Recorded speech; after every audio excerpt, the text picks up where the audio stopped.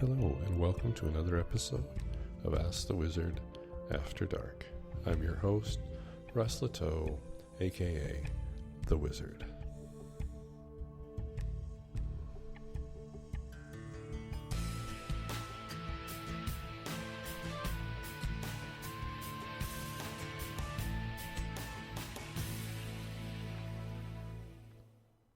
Hello and good late night evening for July the 2nd.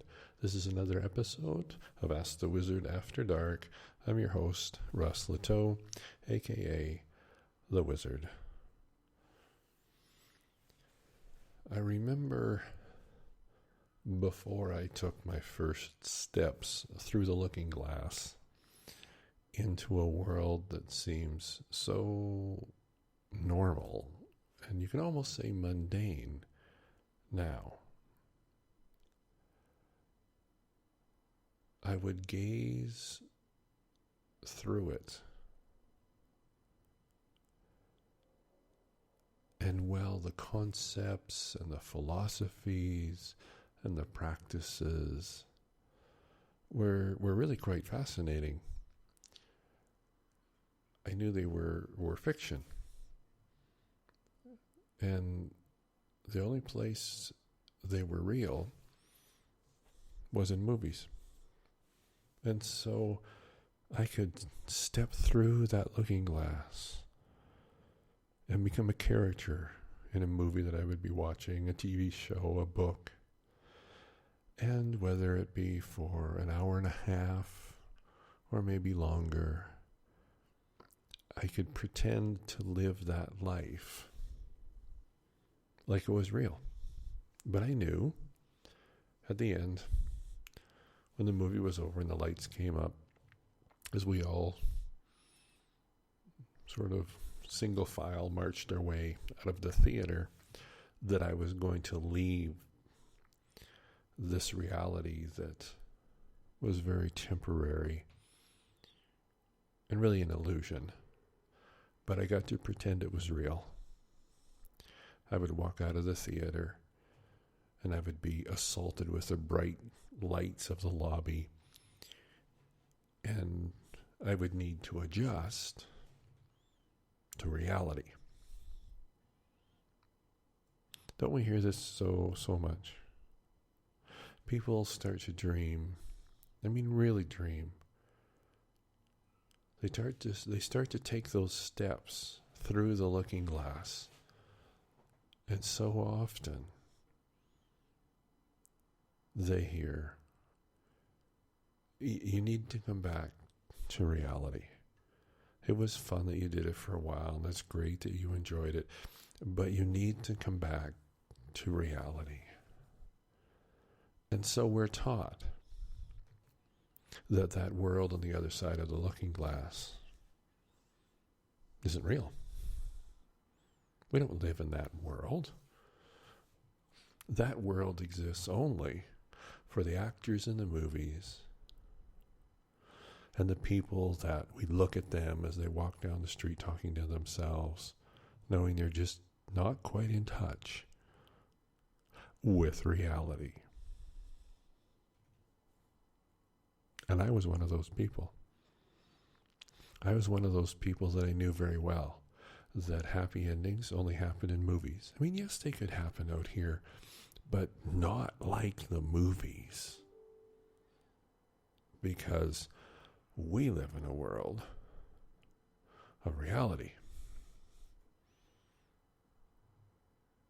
And magical endings, where the hero or heroine of the movie is now in dire straits and there's no way out. And then through this magical orchestrations of events, the hero and heroine is saved. And everything ends perfectly and wonderful. And we enjoy temporarily suspending our reality so we can become one of those characters, because we know it's not real. But we enjoy it when we pretend, and then we have to come back to reality. Well, I was one of those people.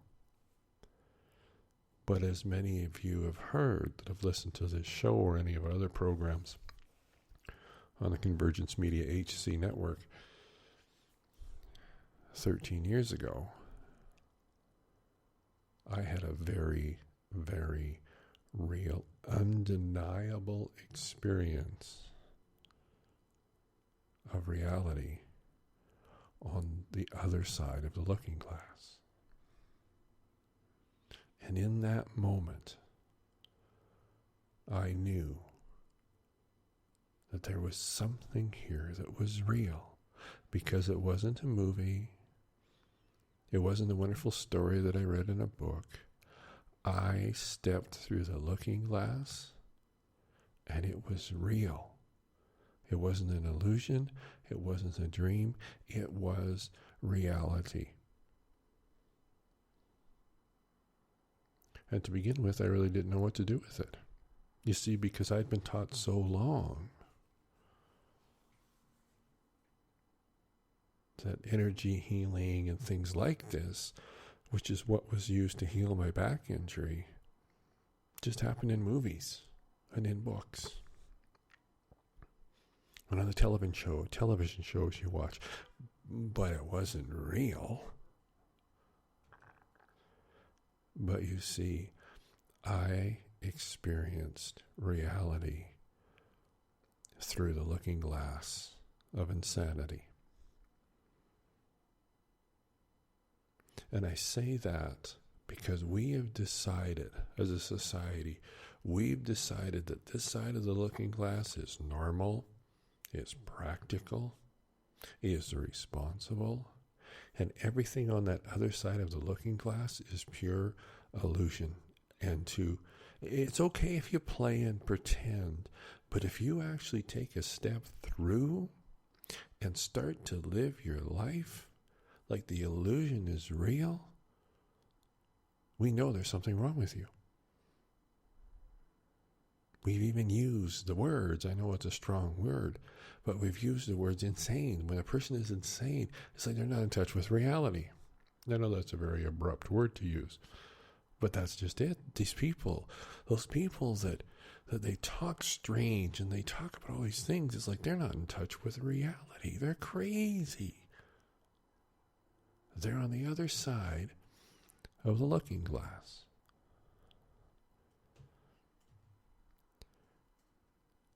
But what if everything you're looking for that you haven't received yet, what if the first step to receiving it is to take that step through the looking glass of insanity? Now, what do I mean by that? I remember a book that I read a long, long time ago. I believe the title was A Whack in the Side of the Head. And it was a book that talked about learning how to stir up our creativity and things like that. And one of the exercises was to take a truth and then choose to look at it from the exact opposite. So something really simple is to ask yourself the question, what if the sky was green instead of blue? Or what if, instead of everybody walking forwards, everybody walked backwards, right? And so what it was designed to do is help us to get our thinking outside of this regimented box of only one way. And sometimes a handy tip to do that, they said, was just essentially think something that's crazy. Take the exact opposite position.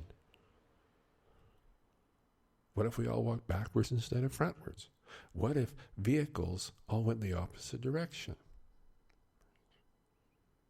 Now, the purpose of that was to help us think differently. And you see, so often,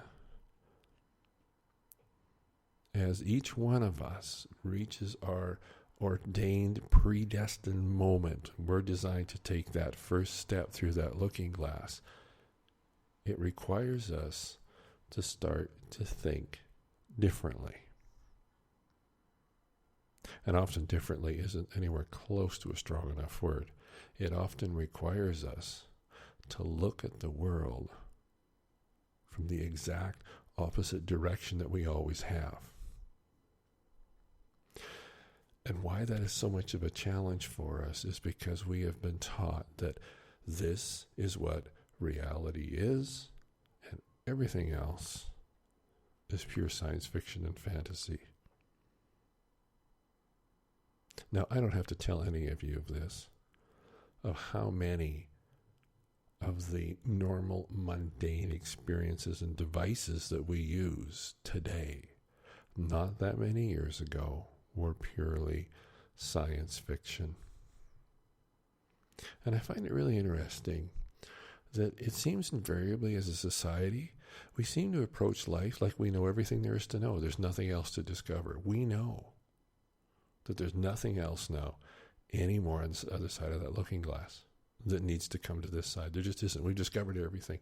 And the reason I say that is when something is new, like really new, is introduced into society, so often the first thing they do is ostracize it and ridicule it.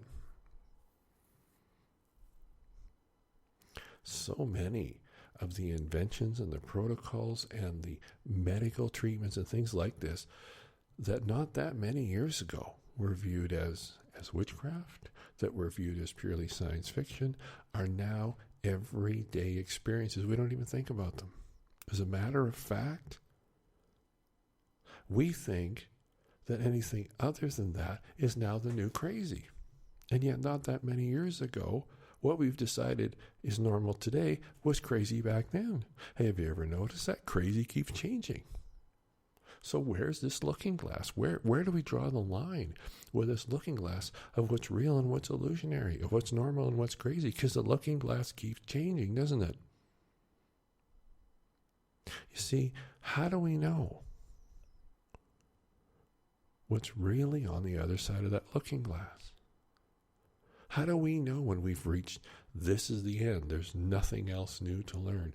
And how many times as a society have we decided, yep, this is the end, there's nothing else left to learn? And every time we do that, the looking glass moves. And so if you're contemplating taking that first step through, if you've been through a while and you're taking another step, and as you stop and think about the way you're thinking about the world, the way you're interacting with the world, and your first observation of that is, okay, I think I'm going a little bit nuts. To be honest, that's often one of the best signs is that you're on the right track. Because every normal thought began as insanity.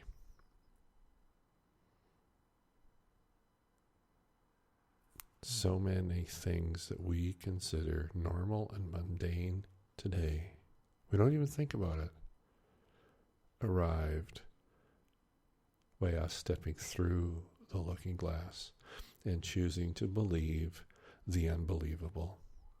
So you see, your desires, your dreams, if you initially look at those and you go, that's just too much.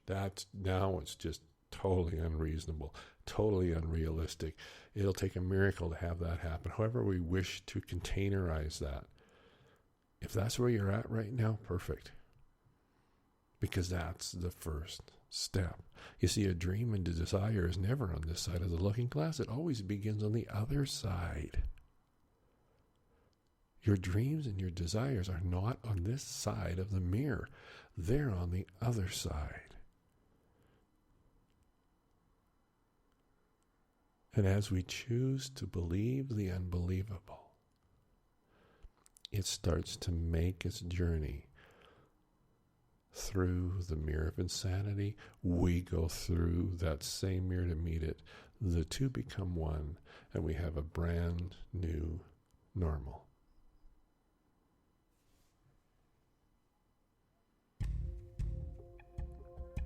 I'm your host, Russ Leteau, and this has been another episode of Ask the Wizard After Dark.